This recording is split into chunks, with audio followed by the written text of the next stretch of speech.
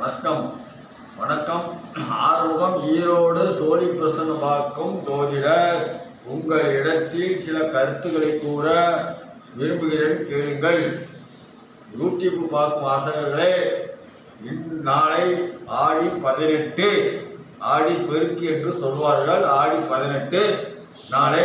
இந்த வாரம், போன வாரமே உங்களுக்கு ஆடி 18க்கு உண்டான விளக்கத்தை சொல்லி இருக்கிறேன். இருந்தாலும் இன்றும் சொல்கிறேன். இன்று இரவே குளிப்பதற்கு ஆங்காங்கே நீர்நிலைகளுக்கு நீங்கள் செல்வீர்கள். ஆங்காங்கே நீர்நிலைக்கு செல்லும் அன்பர்கள், பக்தர்கள் ஜாக்கிரதையாக நீராட வேண்டும். தெய்வங்களுக்கு கும்பிடும்போது சாமி கும்பிட்டுட்டு அவரவர்கள் வீடு சேருங்கள். மழை கண்டிப்பாக பெய்யும். நீர்நிலை தண்ணீர் திடீர் அதிகமாக வரும் என்று சோழி சொல்கிறது. நான் இதை ஆராய்ச்சி பண்ணி தான் சொல்கிறேன். பல இடங்களில் நிலச்சரிவு ஏற்படும், பல இடங்களில் தண்ணீர் திடீர்னு வரும்.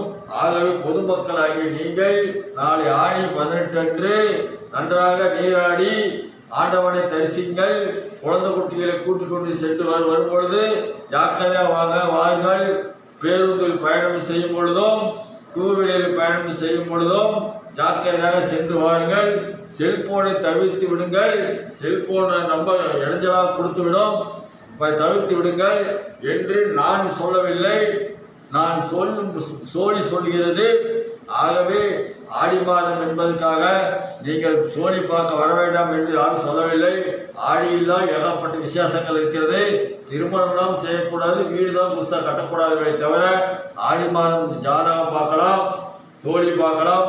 எப்படி இருந்தாலும் கோயில் குளத்துக்கு போவதற்கு ஆடி அமாவாசை, ஆடி கிருத்திகை, ஆடி வெள்ளிக்கிழமை, ஆடி செவ்வாய், ஆடி தவுசு என்று ஆடிக்கென்று ஏகப்பட்ட விசேஷங்கள் இருக்குது ஆடி மாதம். அதாவது திருமணம் மட்டும்தான் நடத்தக்கூடாது. புதிதாக வீடு குடியேறக்கூடாது, புதிதாக வீடு கட்ட மனை அமைக்கக்கூடாது. மற்றபடி ஜாதகம் பார்க்க வேண்டாம், சோழி பார்க்க வேண்டாம் யாரும் சொல்லவில்லை. சோழி பார்க்க வரவர்கள் பயமில்லாமல் ஆடி மாதம் வரலாம். ஆகவே ஆடி மாதம் நாம் சோழி நன்றாக சொல்லப்படுகிறது. திருமணம் ஆகாத பெண்கள், ஆண்கள், குழந்தை பாக்கியம் இல்லாத ஆண்கள், பெண்கள் கண்டிப்பாக நீங்கள் என்னை சந்தித்தால் உங்களுக்கு பலன் கிடைக்கும். எனக்கு பலன் கிடைக்கும் என்றதுக்காக அடுத்தனால சொல்லிக்கொண்டில்லை, உங்களுக்கு பலன் கிடைக்கும். நான் இதையும் ஆணித்தரமாக சொல்கிறேன், கேளுங்கள்.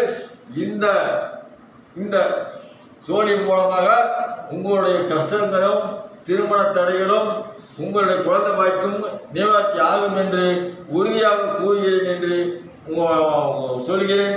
என்னுடைய அலுவலகம் ஈரோடு மரப்பாடம் பேபி ஆஸ்பத்திரிக்கு அருகில் பழைய நெய் மார்க்கெட் என்று கேட்டால் சொல்லுவார்கள். அங்கு அலுவலகம் திறந்திருக்கிறது.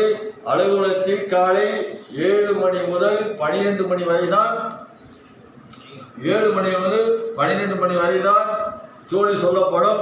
தயவு செய்து அன்றாட வாருங்கள். முன் அனுமதி பெற்று வாருங்கள். முன் அனுமதி பெற்று வாருங்கள்.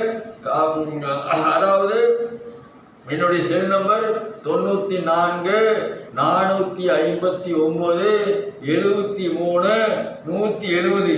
இந்த எண்ணை தொடர்பு கொண்டு வாருங்கள், பலனை அறிந்து கொள்ளுங்கள். வணக்கம். ஓம் நமச்சிவாயா.